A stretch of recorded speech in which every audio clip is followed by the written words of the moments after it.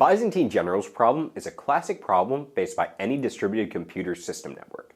It addresses the question of how a distributed computer network can reach a reliable consensus even when some of the nodes or computers on the network may attempt to pass along fraudulent information.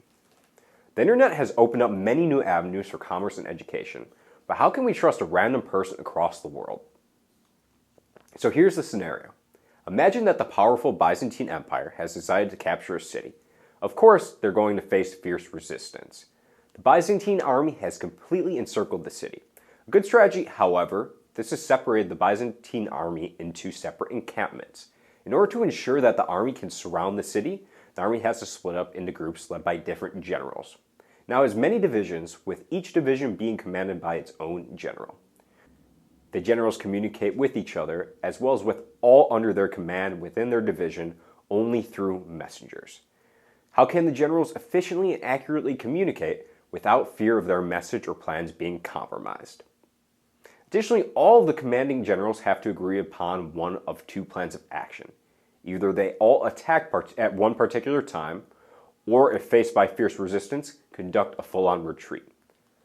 The army cannot hold on forever in this separated state. A decision must be made. If the attack or retreat is without full strength, if not everybody agrees on it, then the Byzantine army will experience massive casualties. If all generals and messengers were trustworthy, then there's no problem here. A consensus is absolute. However, some of the messengers and even maybe a few generals or commanders could be traitors. If they are spies or enemy soldiers, there is a very high chance that they will not follow orders. They will pass on the incorrect message.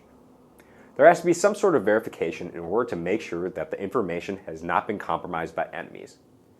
The network of generals is able to communicate with each other in order to verify the messages being transmitted.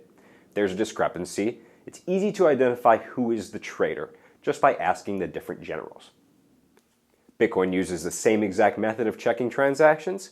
Instead of decision-making generals communicating a plan of attack, Bitcoin nodes communicate the validity of transactions.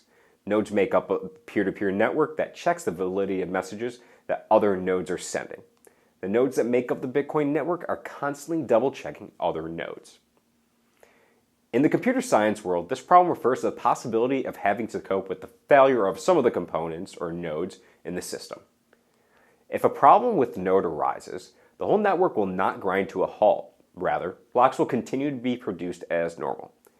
This term is used frequently in the blockchain world as it refers to the problem of reaching consensus in a public blockchain where not all parties are assumed to be trustworthy.